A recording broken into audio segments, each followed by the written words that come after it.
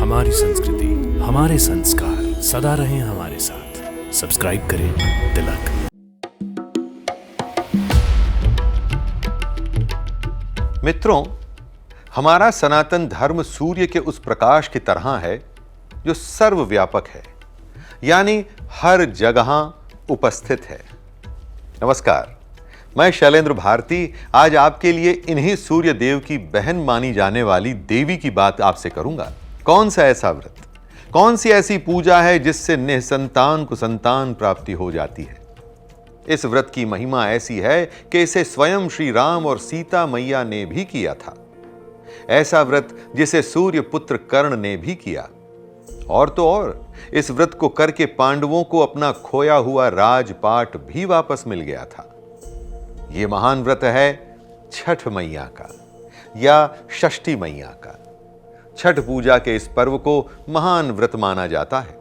हिंदू पंचांग के अनुसार कार्तिक मास के शुक्ल पक्ष की षष्ठी तिथि को महाछठ का पर्व मनाया जाता है। सनातन हिंदू धर्म में छठ को पारिवारिक सुख और समृद्धि से जोड़ा गया है। इस दिन छठी मैया और भगवान सूर्य की पूजा अर्चना की जाती है, क्योंकि इस पर्व का संबंध संतान की प्राप्ति, संतान की सुरक्षा और खुशहाल जीवन से जुड़ा है। इसलिए स्त्रियों के लिए यह अत्यधिक महत्वपूर्ण हो जाता है। आइए अब जानते हैं कि कैसे बना यह पर्व और यह व्रत इतना महान कैसे हुआ। षष्ठी जी का मार्कंडेय पुराण में उल्लेख मिलता है, कैसे सृष्टि की अधिष्ठात्री देवी यानी कि प्रकृति ने अपने आप को 6 भागों में विभाजित किया। इन विभाजित किए हुए अंगों में से छठे अंश को सर्वश्रेष्ठ मातृ देवी के रूप में जाना गया। उल्लेखों में षष्ठी देवी को ब्रह्मा की मानस पुत्री भी माना जाता है। पुराणों में इन्हीं षष्ठी देवी को कात्यायनी भी बताया गया है। यदि आप ध्यान दें तो नवरात्रि में षष्ठी तिथि पर मां कात्यायनी की ही पूजा की जाती है। इस देवी की मान्यता इतनी है कि अपनी उचित तिथि पर तो व्रत और पाठ सुनने का नियम है ही, पर शिशु के जन्म लेने के छठे दिन भी इनकी पूजा करने का प्रचलन है। लोग मानते हैं कि ऐसा करने से मां षष्ठी उनके शिशु की रक्षा करेंगी। मित्रों, षष्ठी के महत्व को समझने के लिए इसके पीछे की पौराणिक कथा में जाना होगा। तो आइए जानते हैं। इस कथा को छठ व्रत कथा के नाम से भी जानते हैं। इसे सुनकर के थोड़ा पुण्य तो आप भी कमा लीजिए, बाकी का आशीर्वाद उनकी आराधना करके प्राप्त कर लीजिएगा। तो कथा के अनुसार प्रियमवद या प्रियमव्रत नाम के एक राजा थे और उनकी पत्नी का नाम था मालिनी। दोनों बहुत ही अधिक दुखी रहा करते थे और उसका कारण उनका निःसंतान होना। संतान प्राप्ति के लिए उन्होंने महर्षि कश्यप से पुत्रेष्टि यज्ञ करवाया। यज्ञ के संपन्न होने के बाद रानी मालिनी गर्भवती हो गई। दोनों राजा रानी बहुत खुश हुए, पर होनी ने कुछ और ही सोच रखा था। 9 महीने बाद रानी को मरा हुआ पुत्र हुआ। इसकी आशा राजा और रानी दोनों को ही नहीं थी। सुख के आते आते जब दुख आ जाए तो और भी असहनीय हो जाता है।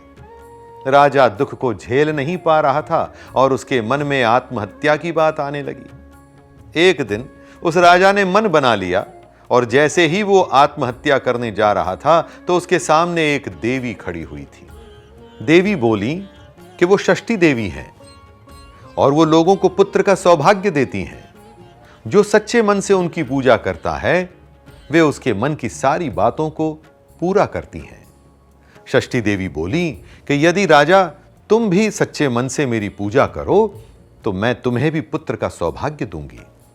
हताश राजा ने सच्चे मन से पूजा करने की सोची। कार्तिक शुक्ल की षष्ठी तिथि के दिन पूरे विधि विधान से देवी षष्ठी की पूजा की गई। जैसा वचन देवी देकर गई थी वैसा ही हुआ। रानी को पुत्र मिला और राजा को खुशी। कहते हैं कि उसी दिन से देवी षष्ठी का यह महान व्रत मनाने की परंपरा शुरू हो गई। लंका पर विजय और रावण के वध के बाद कार्तिक शुक्ल की षष्ठी को राम राज्य की स्थापना हुई थी। इसी दिन श्री राम और मां सीता ने उपवास किया था और सूर्य देव की पूजा की थी। अगले दिन यानी कि सप्तमी के सूर्योदय को उन्होंने फिर से अनुष्ठान किया और सूर्य देव से आशीर्वाद प्राप्त किया। कर्ण की सूर्य भक्ति के बारे में भी सब जानते ही हैं। महाभारत काल में भी छठ पूजा का इतना महत्व था कि कर्ण ने घंटों तक पानी में खड़े रहकर सूर्य को अर्घ दिया था। उन्हें सूर्य भगवान का आशीर्वाद प्राप्त हुआ और वो इतने महान योद्धा बने। अर्जुन के बाद कर्ण का ही नाम आता है दोस्तों। ऐसा भी कहते हैं कि पानी का अर्घ देने का प्रचलन तभी से शुरू हुआ। महाभारत से ही जुड़ी दूसरी कथा भी छठ की महिमा बताती है। जुए में मानव बस खोता ही है, पाता कभी कुछ नहीं। ये बात पांडवों ने भी समझी, पर अपना सब कुछ, अपना राजपाट खोने के बाद और फिर जब सब कुछ खो गया था, तब रानी द्रौपदी ने मां षष्ठी को याद करते हुए छठ का व्रत रखा था।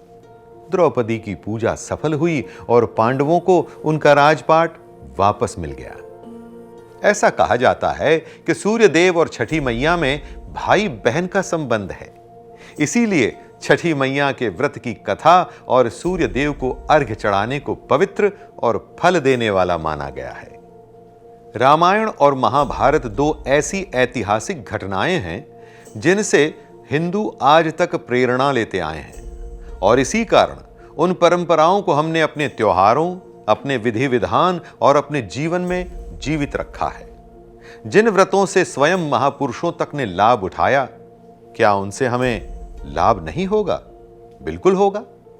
आइए अब जानते हैं अपने आज के प्रचलन के बारे में कि आज इस युग में छठ पर्व कैसे मनाया जाता है। लगभग 4 दिनों तक यह पर्व चलता है। चतुर्थी के दिन ही नहाय खाए की परंपरा से इसकी शुरुआत होती है।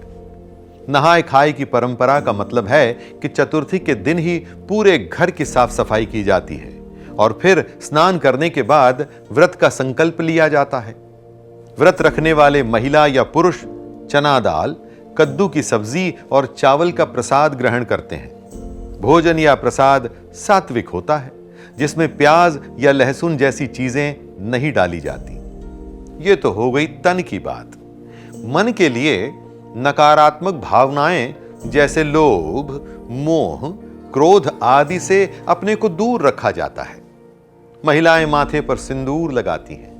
आप देखेंगे कि सिंदूर को नाक से लेकर पूरी मांग को भर दिया जाता है।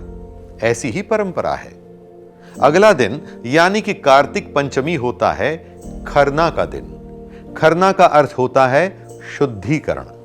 इस दिन व्रती नहा धो के तन और मन दोनों से शुद्ध होकर छठी मैया का प्रसाद बनाते हैं। शाम के समय सूर्य देव और छठ मैया की पूजा की जाती है और उसके बाद गुड़ और चावल की खीर बनाई जाती है। कुछ लोग आटे की रोटी भी बनाते हैं। भगवान को भोग लगाने के बाद व्रती प्रसाद ग्रहण करते हैं और इसके बाद शुरू होता है 36 घंटे का कठिन निर्जला व्रत। फिर आता है षष्ठी की संध्या की मुख्य पूजा। अगले दिन का सूर्योदय, जब यह व्रत और पूजा पूरे विधि विधान के साथ संपन्न होती है। निर्जला व्रत सूर्य भगवान को अर्घ्य चढ़ा करके संपूर्ण होता है। सब अपने भले की कामना करते हुए सूर्य देव और छठी मैया से अपने अपने परिवार के लिए मंगल कामना की प्रार्थना करते हैं। सूर्य से ही यह सृष्टि चलती है। सूर्य ही बारिश से धरती को भिगोता है और हमें अन्न और जल प्रदान करता है। इस प्राकृतिक नियम को यदि हम नहीं समझेंगे तो धरती का विनाश निश्चित है दोस्तों। इसी बात को हमारे ऋषि मुनि जानते थे। इसीलिए प्रकृति के सम्मान में उसकी पूजा अर्चना के ऐसे पर्व हमारी सनातन परंपरा में शामिल किए गए कि प्रकृति से अपने संपर्क को हम भूले नहीं, बल्कि उससे जुड़े रहें। ईश्वर रूप में उनकी आराधना करें और उनसे आशीर्वाद प्राप्त कर अपने जीवन को अच्छे से जी सकें। तो बोलिए सूर्यदेव भगवान की जय, छठी मैया की जय। मैं शैलेंद्र भारती आपसे आज्ञा लेता हूं। नमस्कार।